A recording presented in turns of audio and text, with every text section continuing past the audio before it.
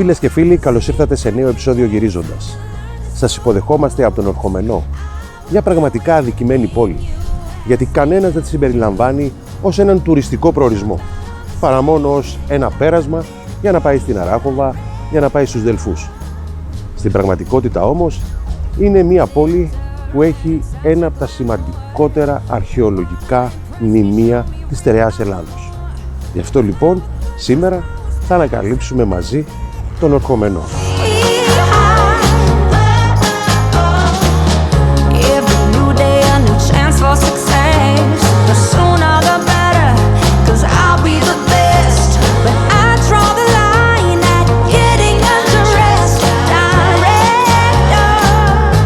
Ο Ορχομενός πρωτοκατοικήθηκε γύρω στο 6.000 π.Χ. Όμως τη μεγάλη του ακμή τη γνώρισε κατά την Μικηναϊκή περίοδο, δηλαδή μεταξύ 2.000 και 1.200 π.Χ., όταν εδώ στην πόλη κατοίκησαν οι Μηνίες.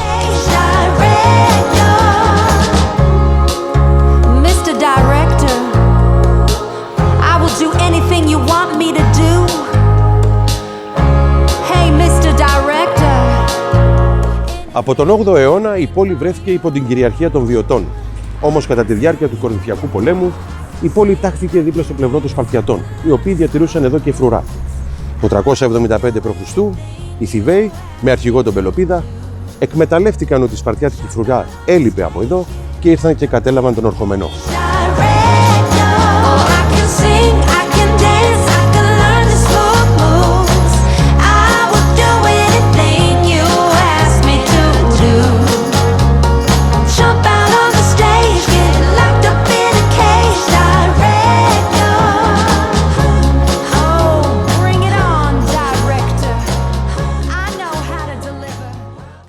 Η μονή χτίστηκε τον 9ο αιώνα και σώθηκε μόνο το καθολικό. Είναι αφιερωμένη στην κοίμηση της Θεοτόκου, αλλά και στους Αποστόλους Πέτρο και Παύλου.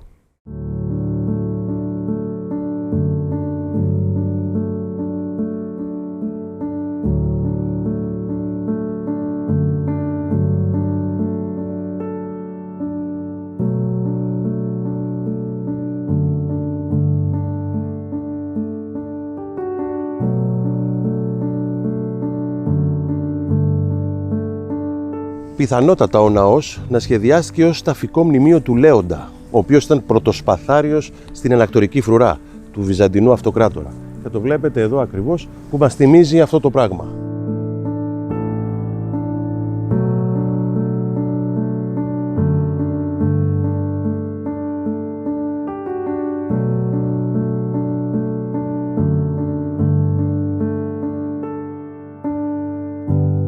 Από τις επιγραφές αυτές που βλέπουμε εδώ, καταλαβαίνουμε ότι ο ιδρυτής του ναού ήταν ο Λέοντας, ο βασιλικός πρωτοσπαθάριος, και ότι χτίστηκε το 874.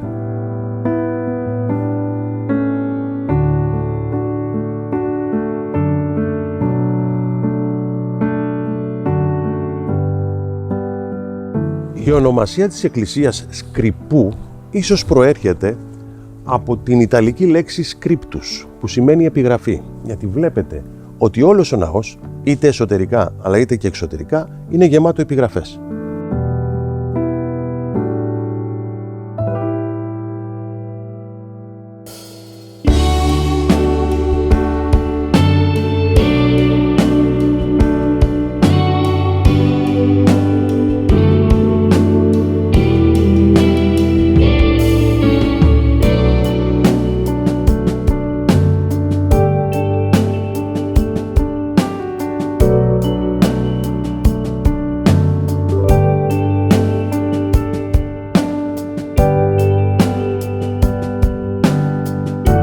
Αυτό το ηλιακό ρολόι που βλέπουμε τοποθετήθηκε στο ναό από την ημέρα που χτίστηκε, δηλαδή από το 874 μετά Χριστόν.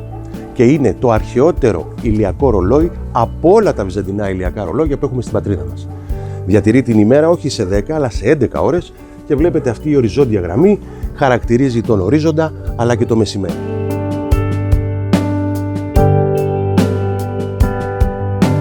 Η Παναγία Σκρυπού λειτουργεί ως ενοριακός ναός του Ορχομενού και εδώ γιορτάζει 5 φορές το χρόνο. Όμως η σημαντικότερη γιορτή της είναι στις 10 Σεπτεμβρίου. Γιατί συνδέεται με ένα γεγονός που έχει συμβεί εδώ στον Ορχομενό κατά την περίοδο του Δεύτερου Παγκοσμίου Πολέμου. Στις 8 Σεπτεμβρίου του 1943 οι Ιταλοί συνθηκολόγησαν και αποχώρησαν από τη συμμαχία των Γερμανών. Εδώ στον Ορχομενό και γενικά στη Λιβαδιά υπήρχαν πάνω από 2.000 Ιταλοί με πολύ βαρύ οπλισμό.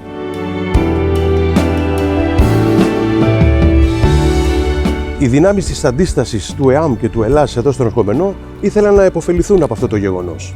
Έτσι λοιπόν θεώρησαν ότι μπορούσαν να αρπάξουν αυτό το πολεμικό υλικό των Ιταλών. Οι Γερμανοί το έμαθαν και η εξέλιξη είναι πολύ σημαντική. Ξημερώματα 9ης προς 10ης Σεπτεμβρίου, ένα μεγάλο γερμανικό απόσπασμα με φαντάρους αλλά και με τάγκς στάθηκαν εδώ, μπροστά από την εκκλησία.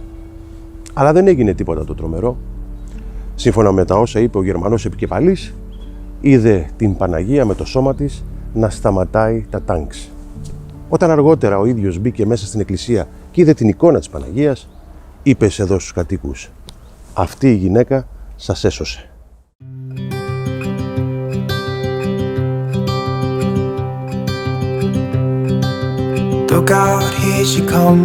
Ο πόλεμος τελείωσε και ο Γερμανός επέστρεψε στη χώρα μας και συγκεκριμένα εδώ στον Ορχομενό και χάρισε σε αυτήν την εκκλησία μία εικόνα που έδειχνε ακριβώς το όραμα που είχε δει εκείνη την μέρα.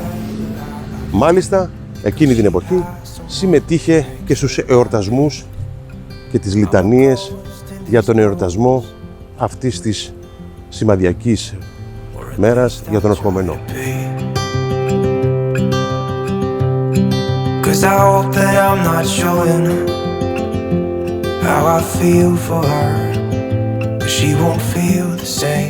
Ο Μικηναϊκός θολωτός τάφος, γνωστός και ως τάφος του Μηνίου, του μυθικού βασιλιά του Ορχομενού, είναι από τα μεγαλύτερα και σημαντικότερα μνημεία του είδους του.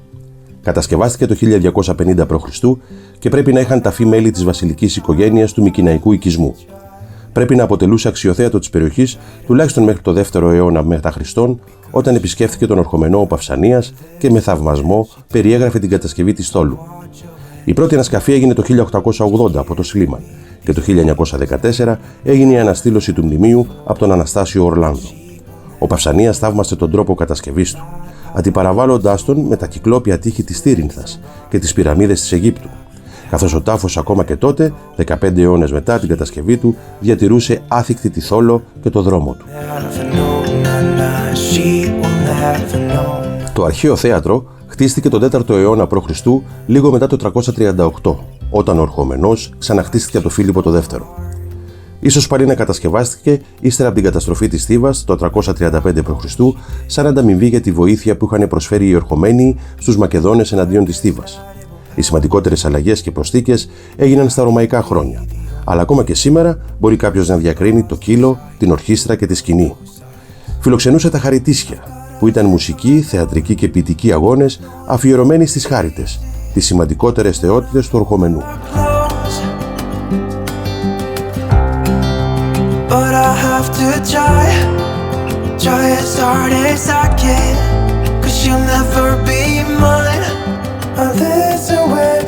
Αφού δεις την Παναγία της Κρυπτού και τον αρχαιολογικό χώρο που υπάρχει απέναντι, θα έρθεις εδώ, στις πηγές των τριών Χαρίτων, που ήταν οι κόρες του Δία, η Αγλαία, η Εφροσύνη και η Θάλια. Και τι έκαναν εκείνες? Συνόδευαν την Αφροδίτη. Εδώ, σύμφωνα με τον Όμηρο, στην Ηλιάδα, αναφέρει ότι την αρωμάτιζαν, την έλουζαν και την έντυναν με το αμβρόσιο πέπλο, το οποίο το ήφαιναν οι ίδιες.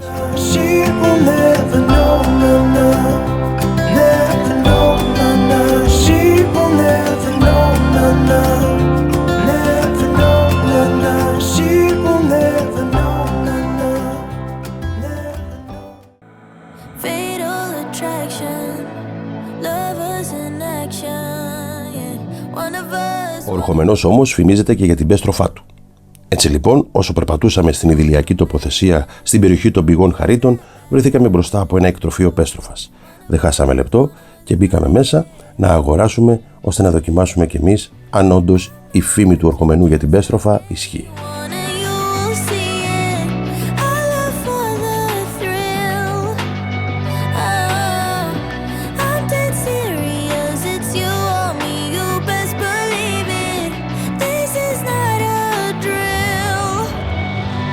This is fatal attraction. These are times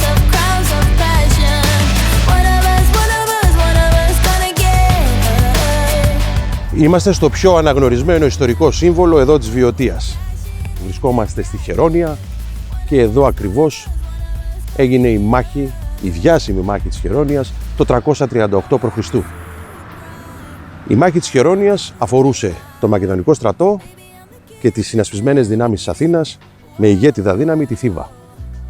Εδώ, σε αυτή τη μάχη, πρωτοεμφανίστηκε και ο Μέγας Αλέξανδρος, 18 χρονών τότε, και ο πατέρας του τον έβαλε να είναι αρχηγός στη μία ομάδα του Μακεδονικού στρατού και εκείνος, ο Φίλιππος δηλαδή, κράτησε την άλλη. Η μάχη ήταν πάρα πολύ σκληρή και μετά από πολύ καιρό, ύστερα από πολλούς ελιγμούς και έξυπνες τακτικές που έκανε ο Φίλιππος, κούρασε τον στρατό των Θηβαίων και των Αθηναίων και έτσι κέρδισε αυτή τη μάχη. Εδώ, βάσει των λεγόμενων του Παυσανία, αυτός ο Αδριάντας, αυτός εδώ ο Λέων, χτίστηκε για να τιμήσουν τους σπουδαίους στρατιώτες της Θήβας που έχασαν τη ζωή τους στη μάχη της Χερώνιας.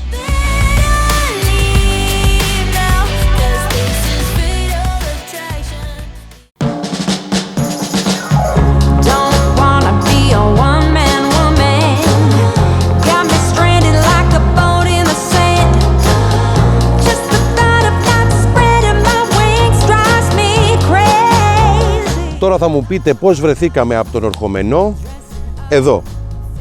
Και η δεύτερη ερώτηση που θα μου κάνετε είναι τι είναι εδώ.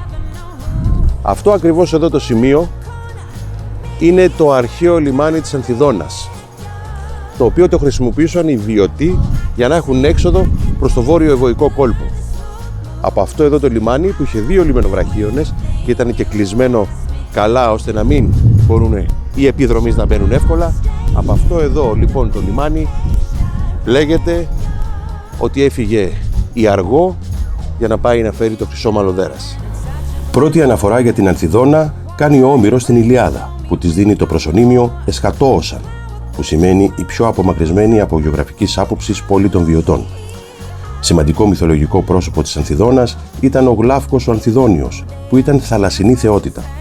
Κύρια πηγή εσόδων της αρχαίας Ανθιδώνας ήταν η αλληλεία της Πορφύρας, ένα όστρακο που υπήρχε στην περιοχή και στη συνέχεια υπήρχαν τα εργαστήρια βαφικής. Είχε από τα πρώτα ευρύχωρα λιμάνια όπου τα καράβια των αρχαίων Φινίκων πετούσαν άγκυρα για να προμηθευτούν τα όστρακα. Η μέρα μας ήταν πολύ γεμάτη σήμερα και περάσαμε πραγματικά μια υπέροχη ημερήσια εκδρομή στον Ορχομενό. Είδαμε πολύ ωραία αξιοθέατα που, όπως σας είπα, ήταν από τα σημαντικότερα αρχαιολογικά σημεία της στερεάς Ελλάδος και φτάσαμε μέχρι εδώ, μέχρι την αρχαία Ανθιδώνα, για να δούμε από πού έφυγε η Αργό για να φέρει το Χρυσόμαλο Δέρας. Αν σας άρεσε αυτό το επεισόδιο, κάντε ένα like στο βίντεό μας και κάντε και εγγραφή στο κανάλι μου. Και μέχρι το επόμενο γυρίζοντας, να είστε γεροί και αισιόδοξοι.